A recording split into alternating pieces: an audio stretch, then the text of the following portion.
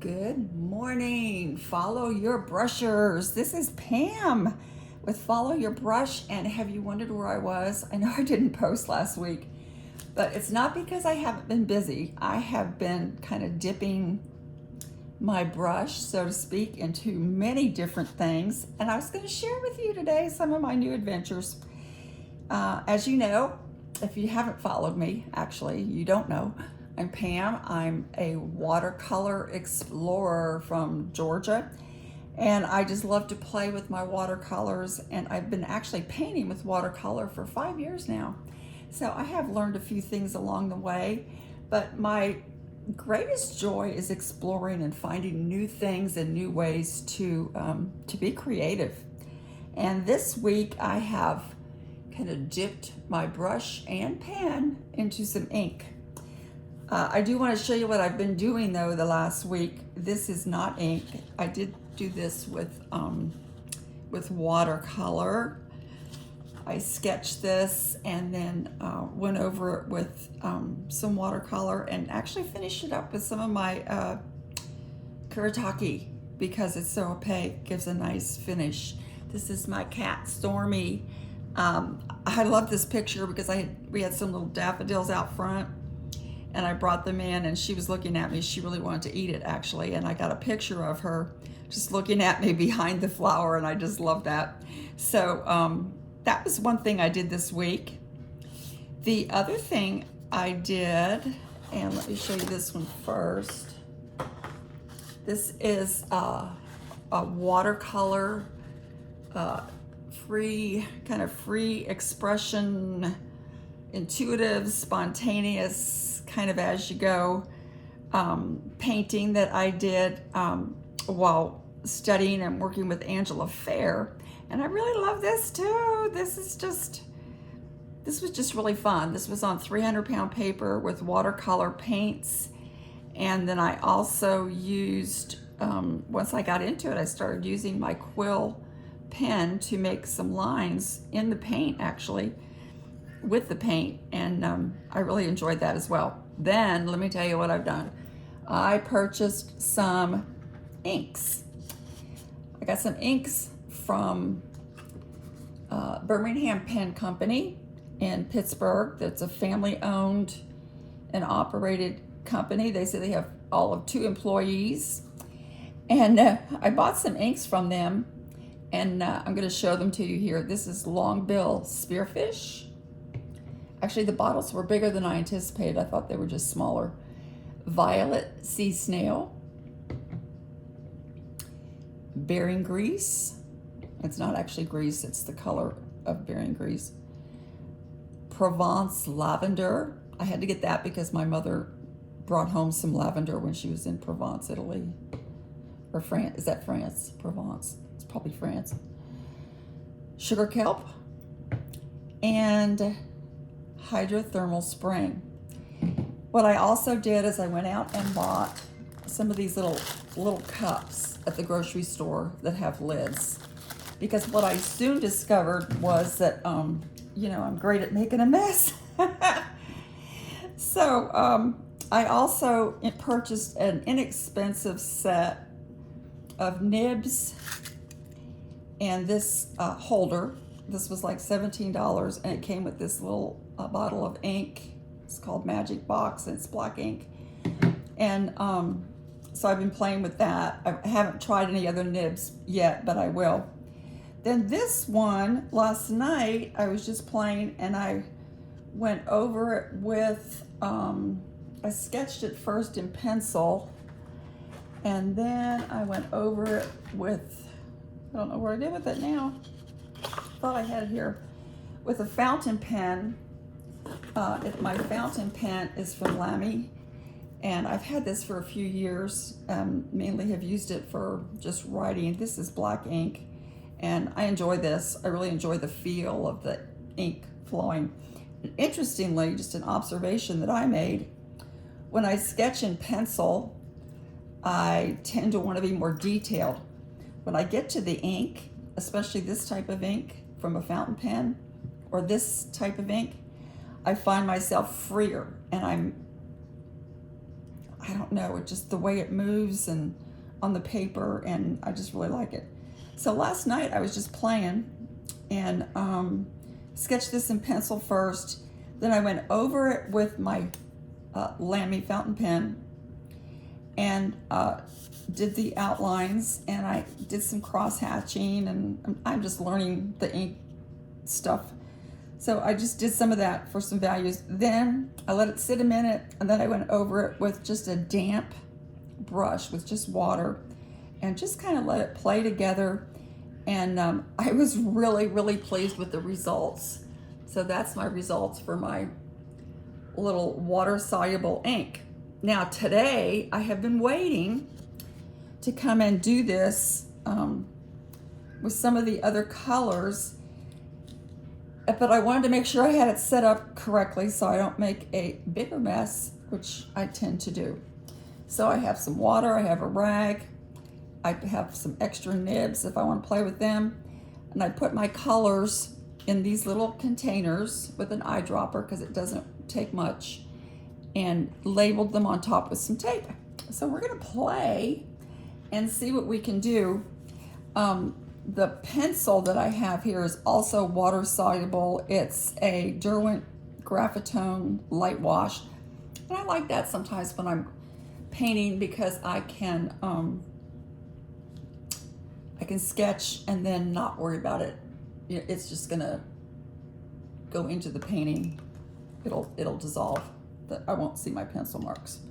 All right, I am going to try to dip into some of these colors, but I do want to. Well, I'm trying to decide what I want to do. Decisions. I do have caps on all these because of the fact that I have cats, and I don't want them to get in here. Let's look at some colors and see what these do. This is the long bill spearfish. You can't really tell from just looking. I'm going to put my dip pen in here. Doesn't take much, I did discover. And this is long bill spearfish. Pretty. Now let's just kind of do like a little sketch here. I'm gonna do let's just do a little birdhouse.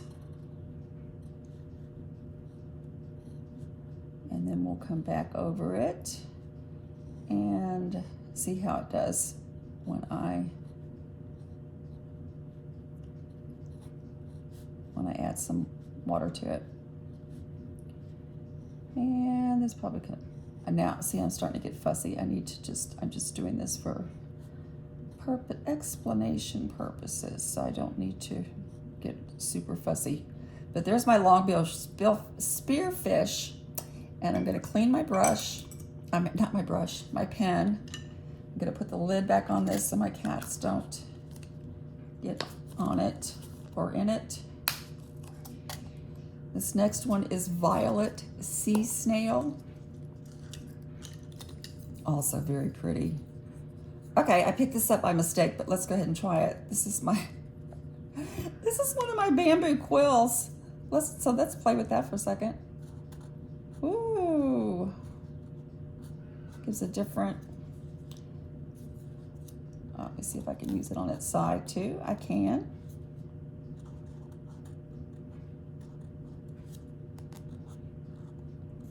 Not quite as wet, I think, because my brush was, or my quill was dry. I probably should have wet it first.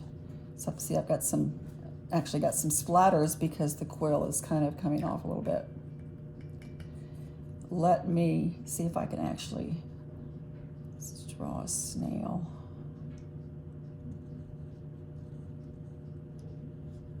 Get a little sea snail here. I lived in Seattle and we had lots of slugs, so. And then we'll see how that does in a minute. So that's the violet sea snail. Put the lid back on so my cats don't do their own creations. Let's look at bearing grease. This is a dark, and I am going to go back to my my pen. See how this one looks. This one is called, I'm going to come down here.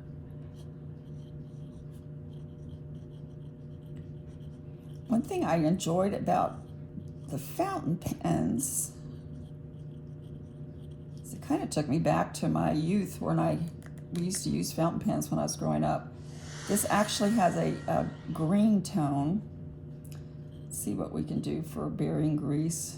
Let me put I don't know, some kind of piston or something in a,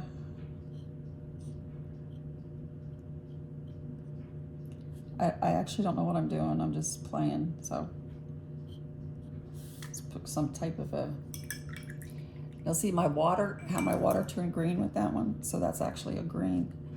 So that's bearing grease. And let's go to Provence and get the lavender. This is really pretty. So there's a drop of water there. I don't know if I want to play with that or not. This is pretty. Now I did notice when I was looking online at people who work with inks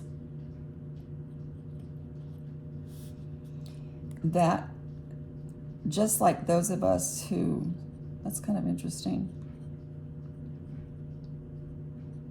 just like those of us who play with our watercolors and just get carried away, people who do these inks do the same thing.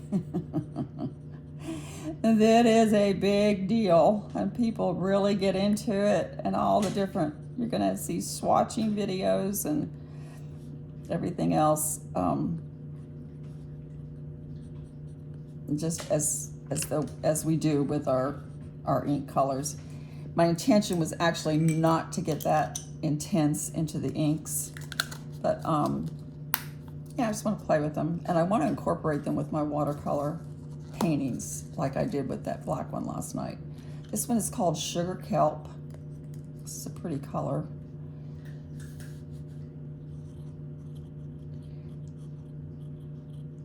I like that. It's kind of a green gold.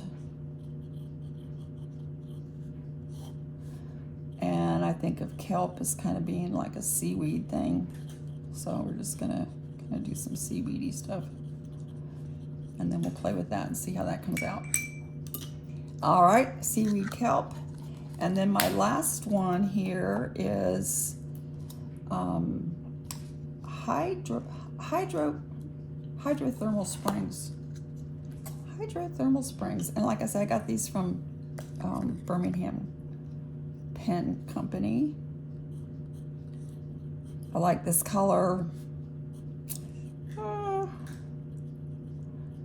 Kind of partial to this color, even in watercolor.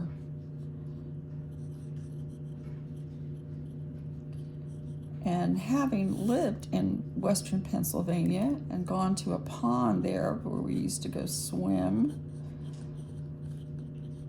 I'm just going to create that little pond area in Pennsylvania where we used to spend a lot of hours swimming when I was a child on vacation.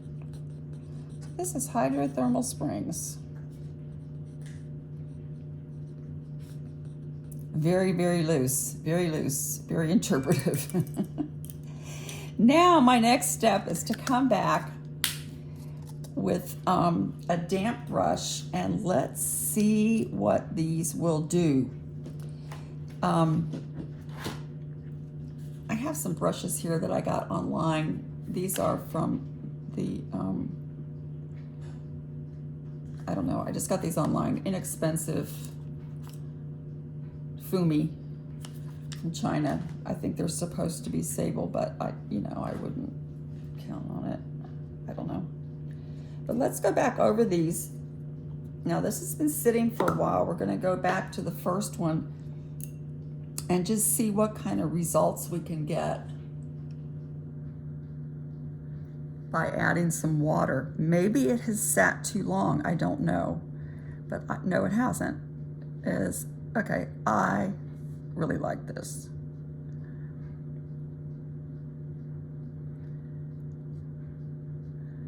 I'll kind of come in here and just give a little bit of water.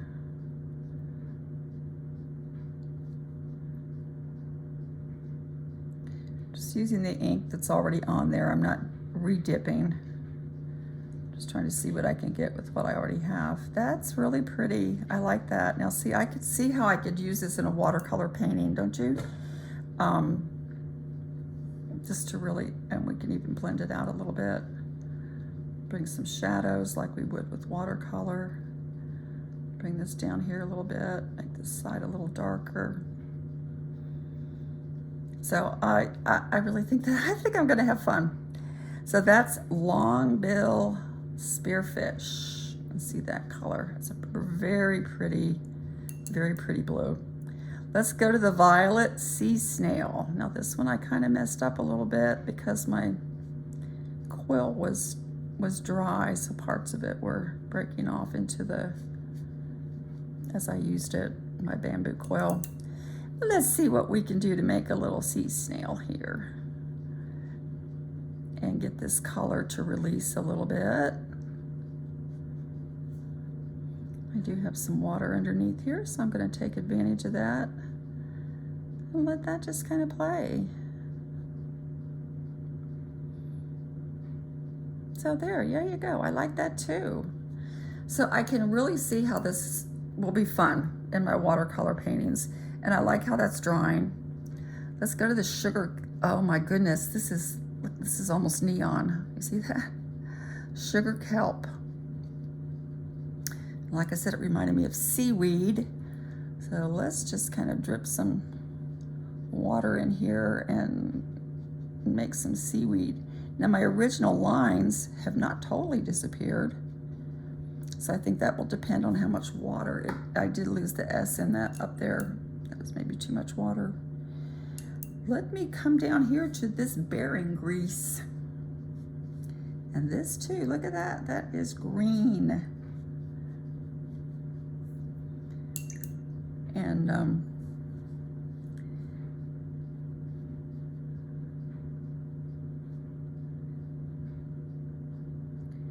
And if I'm careful, which I'm not always, but if I am careful, I can also adapt and use some techniques of leaving my white. Just getting a little bit of, so I can adjust kind of my values, I think, as I'm painting with how much water I'm applying to the ink. This one I kind of almost washed out, so it's probably a little bit too, or maybe I didn't let it dry long enough. Let's go to this Provence lavender. That's really pretty. And I do have that one big glob where I had the water. So let me come down here and just kind of play with these first. Just thinking of how lavender just kind of comes up the stem. It does get smaller at the top, not larger. That's where I drip my ink. But that is very pretty. So I'm looking forward. I'm really looking forward to begin to play with these and add them more to my watercolor practice with lines and washes. This is my hydrothermal spring. And I think this actually would be pretty with some of that blue. Let me do some trees here. Pretending I'm back in Pennsylvania where this ink was made. And have some trees along this shoreline where we used to go swimming in the summer. It was just a big hole that they would fill with water for people who lived up there and then they would drain it. And it was icy cold. But I like this too. My brush is damp, but not as wet as it was on some of these. So this, I can see this is going to be a learning curve. Let me just, for the heck of it, go back to this long-bill spearfish. And this time I'm just going to drip my, let me move this over a little bit. Well, yeah, this time I'm just going to drip this into the ink and see what we can do.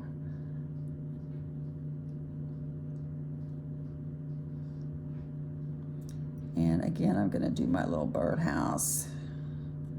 It's spring here in Georgia anyway, and we're getting lots of birdies.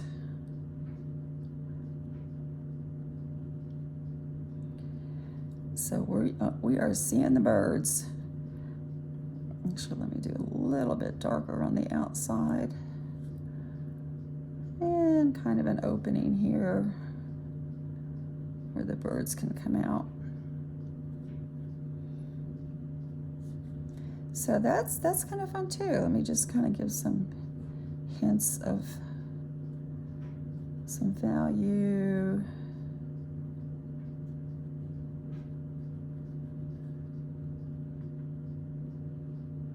So I can actually paint with this ink as well.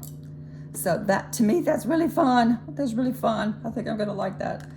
Let me add, see, I just get carried away. While I'm doing my violet sea snail, well, I got my little brush here next to my little birdhouse. I'm gonna actually do some little foliage, just maybe do some little dripsy drops. Maybe get some flowers in here.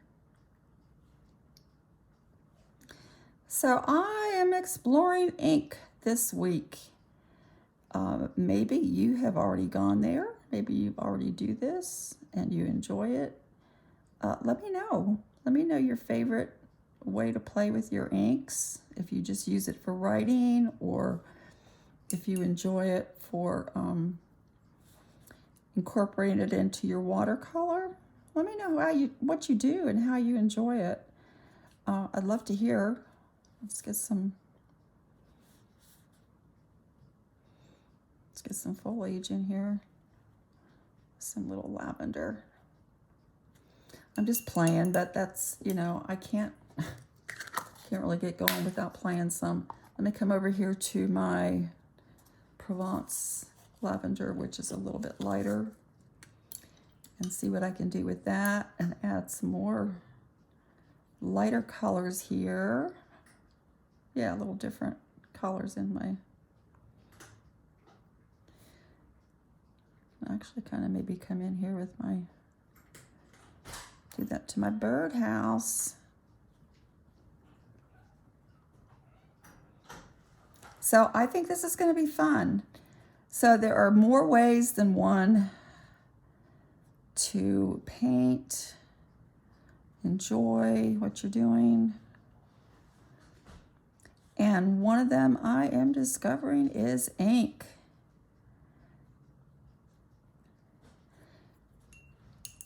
I like that actually better than the violet sea snail. So I'm going to add some of this in here, just on top of it, let it blend together like I would watercolor. Now, I have not watched any instruction on this, so if I am really totally messing this up, you know, it just is what it is. So you can let me know in the comments. Boy, you really don't know what you're doing. I'm just kind of treating it like perhaps some watercolor at the moment. And as always, like I always say, I'm just playing. I'm always just playing. That's kind of cute. Let me get the lid back on so the kitties don't get into it. And I'm going to continue playing with this today. And I'll show you more of what I do maybe next week, or I'll post a picture. Thanks for following me and liking and subscribing and all those things we do on YouTube. And if you also want to follow me on Follow Your Brush on Facebook, we have a wonderful international group over there, literally from watercolorists and creatives from all over the world. So thanks for watching and have a wonderful weekend. Thank you. Bye.